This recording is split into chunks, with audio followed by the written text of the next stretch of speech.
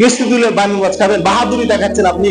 কি করবে, ওর টাকা আছে, আমি কিস্তি দিলে হলো বাইমের মাছ খাবো, ওই খাবে মানে আমি খাবো না। এভাবে পরিবারে আর শান্তি আসবে না, অশান্তি লেগেই থাকবে সারা জীবন। আমি বলে দিই, কিস্তি যার বাড়িতে থাকবে ওই পরিবারের শান্তি হবে না, দুনিয়াতে হবে না, পরকালতে হবে না, আমার দুনিয়াতে হবে না। যে পরিবারে কিস্তি আছে, কিস্তিকে দূরে হটান, পরিবারের শান্তি হবে। আজ থেকে আপনাকে কে বলেছে প্রতিদিন গরুর গোশত খেতে হবে, প্রতিদিন মুরগির মাংস কে বলেছে খেতে হবে? কে বলেছে আপনাকে 700 টাকা দামি লুঙ্গি পরতে হবে? কে বলেছে আপনাকে 400 টাকার গজ কাপড় পরতে হবে?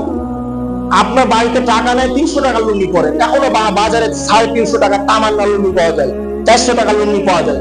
কেন আপনি 700 টাকার লুঙ্গি পরলেন? কেন এখনো বাজারে পুঁঠির মাছ পাওয়া যায়, বাজারে সিলভার মাছ পাওয়া যায়, বাজারে পাঙ্গাস পাওয়া যায় 100 টাকা কেজি পাঙ্গাস? কেন আপনি ট্যাংরা মাছ নেবেন? কেন আপনি বোলের মাছ নেবেন, বাইমের মাছ কিনবেন? বাড়িতে টাকা নাই কেন কিনবেন? কিস্তি দিলে বাইমের মাছ খাবেন, বাহাদুরি দেখাচ্ছেন আপনি। কি করবে, ওর টাকা আছে, আমি কিস্তি দিলে হলো বাইমের মাছ খাবো, ওই খাবে মানে আমি খাবো না। এভাবে পরিবারে শান্তি আসবে না, অশান্তি লেগেই থাকবে সারা জীবন। আমি বলে দিলাম, পরিবারে যদি শান্তি আনতে চান, পরিবারে যদি সুখ আনতে চান, তাহলে কিস্তি থেকে দূরে থাকেন।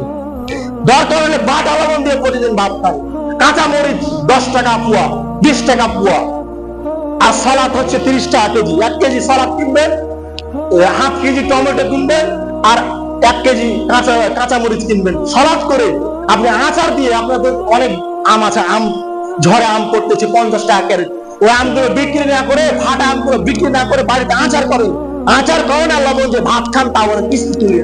এটা অনুরোধ করছে আপনাদের, যদি পরিবারে শান্তি নিয়ে আসতে চান।